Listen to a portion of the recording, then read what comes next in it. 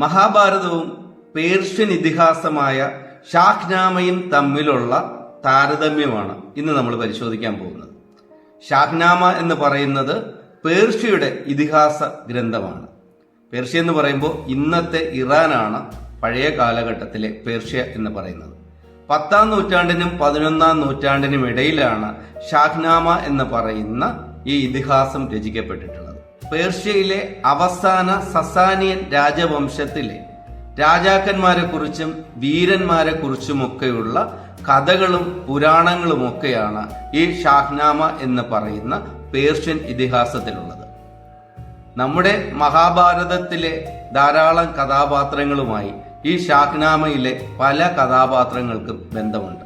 ഷാഹ്നാമയിൽ റൊസ്തം എന്ന് പറയുന്ന ഒരു കഥാപാത്രമുണ്ട്. മഹാഭാരതത്തില് കർണൻ ആരാണോ അതുപോലെ തന്നെയാണ് ഷാഹ്നാമയിലെ റൊസ്തം എന്ന് പറയുന്ന കഥാപാത്രത്തിന്റെ ജീവിതം.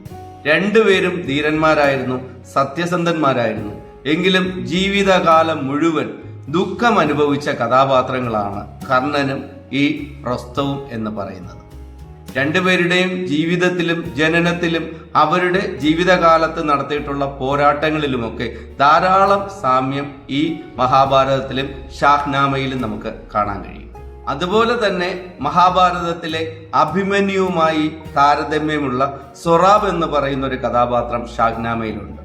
വളരെ യുവാവായ, ഒന്നിനെയും ഭയമില്ലാത്ത, എന്തിനേയും നേരിടാൻ കരുത്തുള്ള മനസ്സുള്ള ഒരു കഥാപാത്രമാണ് ഈ സൊറാബ് എന്ന് പറയുന്നത്.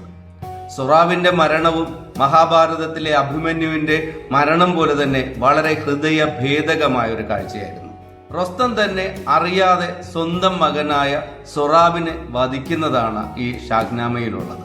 അർജുനൻ അനുഭവിക്കുന്ന പുത്രവേദനയുടെ എല്ലാ തരത്തിലുമുള്ള വർണ്ണന മറ്റൊരു തരത്തിൽ ഈ ഷാഹ്നാമ എന്ന് പറയുന്ന ഗ്രന്ഥത്തില് റൊസ്തവും സൊറാബിന്റെ മരണത്തെ തുടർന്ന് അനുഭവിക്കുന്നുണ്ട്.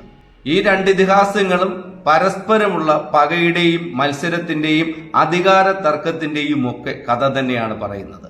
ഈ രണ്ട് പുസ്തകത്തിലെയും ഈ രണ്ട് ഇതിഹാസങ്ങളുടെയും അവസാനം യുദ്ധങ്ങളൊക്കെ ജയിച്ച് രാജാക്കന്മാർ രാജ്യവും കിരീടവും സിംഹാസനങ്ങളും ഒക്കെ നേടിയെങ്കിലും പാണ്ഡവർക്ക് അവസാനം വരെ സന്തോഷമില്ലാതെ സമാധാനമില്ലാതെ ആയി പോകുന്നത് പോലെ ഷാഹ്നാമയിലെ രാജവംശങ്ങളും നേടിയ യുദ്ധങ്ങളും നേടിയ സിംഹാസനങ്ങളും കിരീടവും എല്ലാം അവസാനം വരെ സന്തോഷമില്ലാതെ കൊണ്ടു നടക്കുന്ന ഒരു അവസ്ഥയിലാണ് നമുക്ക് കാണാൻ കഴിയുന്നത്.